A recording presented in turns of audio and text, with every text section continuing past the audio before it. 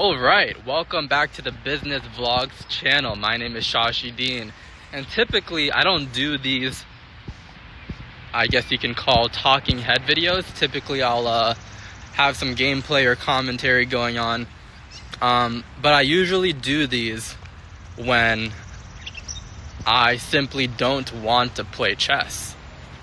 That's what I've been having in the background.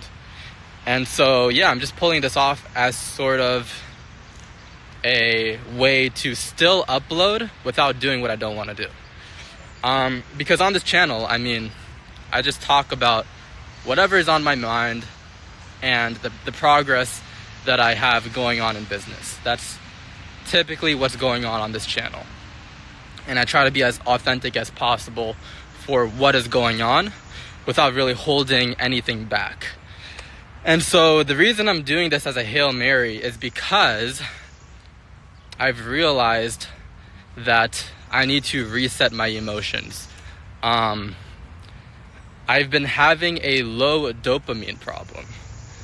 And the reason for this is because I've been utilizing more willpower to do the things I need to do or should do instead of doing what I want to do. Right now, when it comes to work, boring work, where, for the most part, I'm solving problems that are quite complex, it wasn't exactly something I enjoyed in the beginning, right? And so from repetition, it became a part of my life, right? It became a part of my identity, I guess you can say. And so I'm a big believer that you can like what you don't like, because it kind of has this Stockholm syndrome effect on you where, you just enjoy it from repetition, from constant repetition. And so what I've been adding to my bucket list is learning things I don't need to learn, right?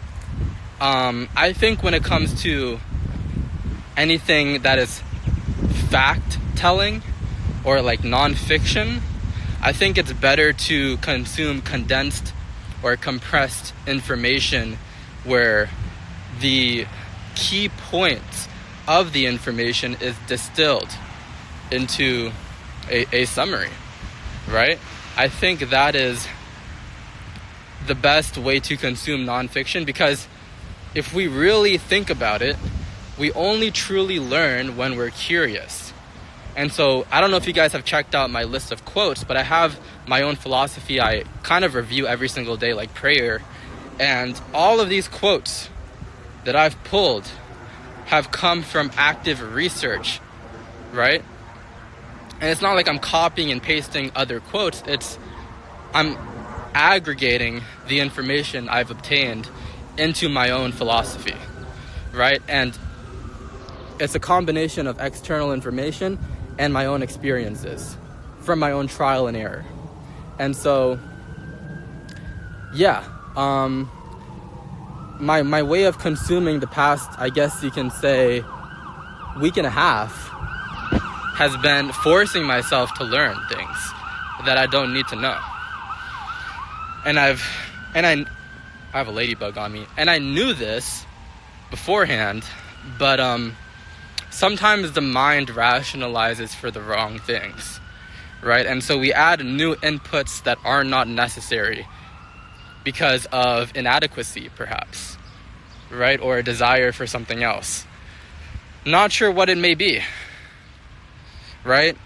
Wanting more, neuroticism, a list of things, instead of sticking to the things that matter. I'm a big believer in focusing on one thing, right? And so my one thing is being an AI operationalist. And so what I'm doing is high leverage, and I'm building proper relationships within social platforms and social networks, and it's working well.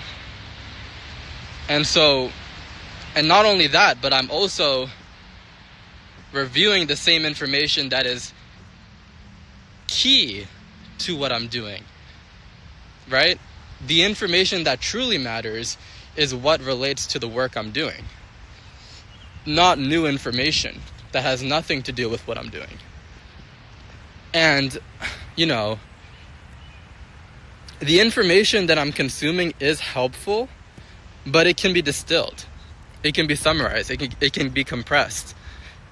And I always find a way to condemn compressed information. Like, if I actually read the entire book, oh man, like it'll be way better, because there are a few things that, you know, I'd miss out on if I don't read the full book.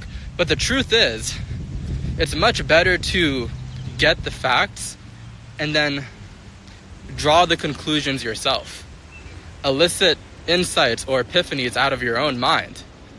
That's a much better way to do it, because it allows you to use more creativity, more cognition.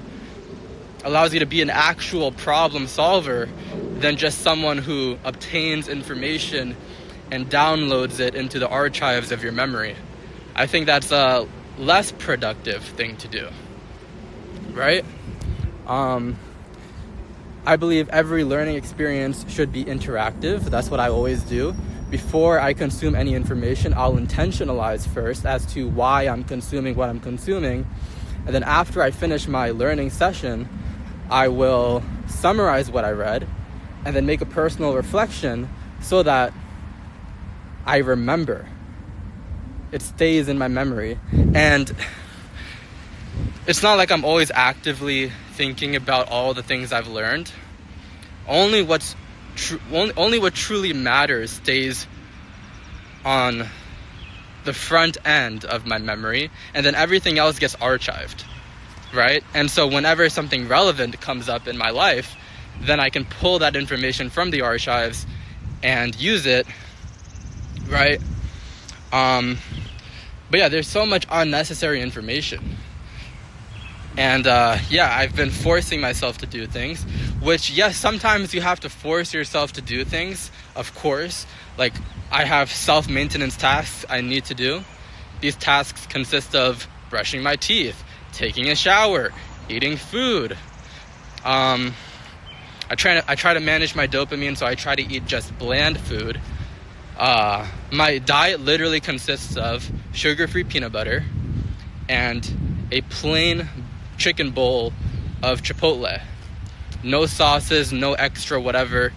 Straight up rice, chicken, tomato, corn, lettuce. That's it, right? Nothing too satiating.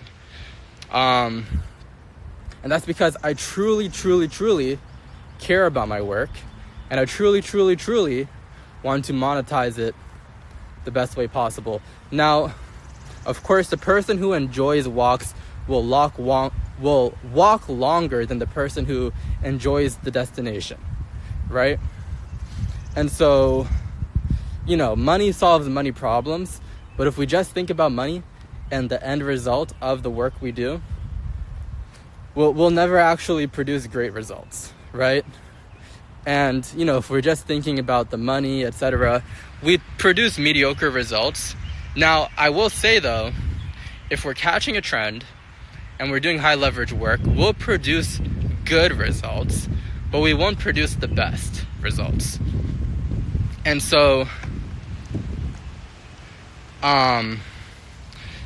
you know, what I'm doing with AI operations started with money motivation, but now I think it's best to transition that to actually enjoying the process, which I've ended up doing.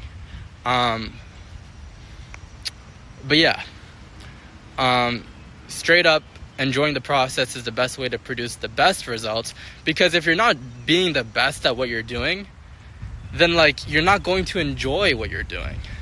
And it's not about being better than other people, it's about being the best version of you, right? Like actually seeing improvement, because mastery is a huge part of motivation. You want to feel like you're improving more and more. There are different intrinsic motivators that we have. One is curiosity, the other is mastery, the other is autotelicity, where work feels like play. The other is autonomy, where you're acting out of desire. Another is purpose, where what you're doing results a good result that is purposeful, right? And then besides that, I think that's it. There might be one more that I'm missing out on. Let's think for a second. Or it might come up later. I'm not sure. I would love to remember right now, because I hate not remembering things. Because I believe there's 6 in total. So we said purpose, we said autotelicity, we said autonomy, we said curiosity, we said mastery. What else could there be? What else could there be here? Relatedness.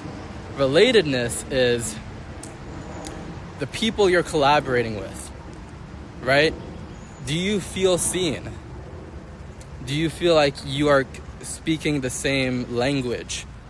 Are you guys in the same lexical gap, right?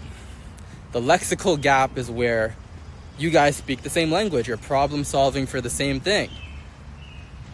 Other people won't be able to contribute the same way the people you relate with do.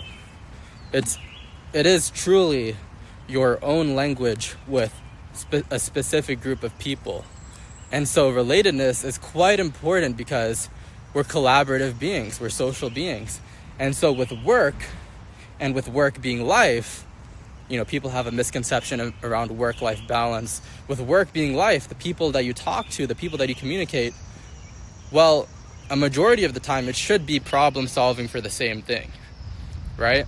If you can find the right people, then your motivation would increase because we're social beings, we're collaborative beings. And so you then feel that sense of relatedness. And so I'd recommend everyone to rank your 6 intrinsic motivators from 1 to 10. That is curiosity, mastery, autotelicity, autonomy, curiosity, and relatedness. Rank those out of 10, see where you're at, and if they're not out of 10, ask yourself why and how you can improve. This is a practice I do often because, if I'm not feeling motivated, I gotta ask myself why. And so the problem I am experiencing with my low dopamine is, number one, doing things I don't need to do or should do, right? Like, I don't exactly need to learn a bunch of new information. I can compress it if I want to learn it. And besides that, I also have not reminded myself about my goal. Like, why am I doing what I'm doing? I get lost in the sauce doing the work. I forget the purpose of what I'm doing. Like, why am I doing what I'm doing? What is the, I guess, not destination, but like, what's the purpose of it? Right? Like, am I doing good? Right? Because obviously I see progress, but then I look at the progress and I don't really get happy about it. Like, it's supposed to give me a spike in dopamine, but it doesn't. It's very depressing. Like, the old version of me, let's say a year ago, would be so happy to see the results I'm getting. But me now, when I see results, I'm just like, I don't feel anything.